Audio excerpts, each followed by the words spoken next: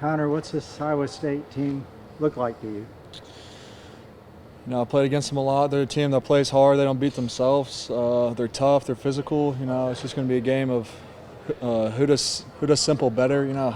How well we execute our base plays versus how well they defend our base plays. Stuff like that. And it's going to be a fight.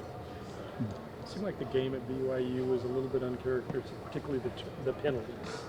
How did y'all correct that from that week to this past week when y'all had 14 penalties the week before? Yeah, no, that was for sure not up to our standard at all. We addressed it, we watched them, we learned from it, and just like last week and like including today, we just really put a point of emphasis on like being focused, staying focused, and focusing throughout the whole day of practice from start to finish. So like that's really all it is just focus. How do you address that going back on the road this week to a similar environment facing a similar team? It's one of those things where you have to really address the issues that happened 2 weeks ago, learn from it, fix it, and apply it to this week. And we know it's going to be loud, we know it's going to be rowdy, we know it's going to be one of those games where it's going to be down to the last play. That's just how Iowa State is. A lot of respect for them, so it's just how we practice versus how they practice. How do you balance cleaning up those penalties with keeping that edge or taking that next step and bringing the edge to the game? Just playing green, man. Just doing our base fundamentals out of how we play, which is very fast and physical, and not doing dumb stuff on the fly. If you do dumb stuff on the fly, that's when you get the holdings, blocking the backs, all that stuff. So if you do what we do every day at a high level, it's just not going to happen. What do you like about Richard Reese as a back? No, he's fast, he's physical, he really likes to run the ball. He makes our life a little bit easier, breaking some tackles, but he's going to score a lot of touchdowns here. So I have very high hopes on him. Coach Randa mentioned you guys are maybe missing a little bit of that violence that you guys had as an offensive line last year.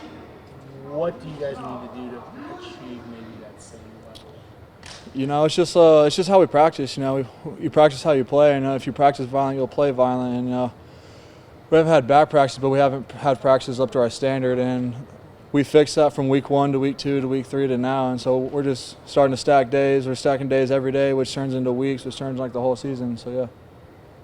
What's it like trying to block Apu? I don't really have too many experiences. That's more of like a guard and center question, but from the few experiences I have, he's very quick for his size. Very deceptive, but he's a strong boy. He's very, very strong and fast. So it's not a lot of fun. Particularly for the younger guys that might have had the big eyes in that BYU game, how much did that experience maybe help them going into this week? I know that's stuff you can't prepare for. With away games, going in an environment like that, 65,000 fans, all screaming as a freshman. It's hard to mock that in practice, and it's just one of those experiences you just have to go through it to learn from it. And those guys again, address their issues, know what the problem was, and we've addressed it. So we just have to perform on Saturday. Do you remember when it was like that for you? Yeah. As a freshman, maybe? Or? Yeah, I do. Again, I just had to, you can take as much wisdom as you can, but ultimately, you have to go through it to understand how to handle that noise and stuff like that. And so I've no concerns. Those guys are going to bounce back. We've helped them. We've addressed the issues, and I'm very excited.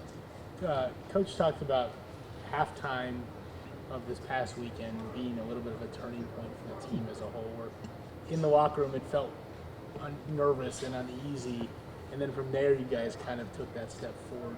What was the message in that locker room, and who are some of those guys who stepped up and delivered it? Just on the offensive side, because we're on the opposite side of the locker room. It was just like the whole line. We're just look, we're playing good, but we're not playing our level. And it was just a combination of me, Galvin, and Grant. We're just look, guys, we have to step it up, and we did. And so the coaches addressed us what we had to fix at half, all that stuff. But ultimately, it was just us addressing the issues. It seems like coaches sort of talked about how like the communication from the coaches to the young players, there's been a little bit of a learning curve there, especially in game situations and things like that. Do you feel like you guys have made strides in the communication? Oh yeah, Things? for sure. You know, at practice we have like our speakers just blasting music, and that really just helps you like understand, like know what's about to happen. You know, on those away games, and I think all the receivers and skill guys, and like even like the O line and tight ends, like I feel like we've really handled that well, starting today and yesterday and stuff like that. So I'm very excited.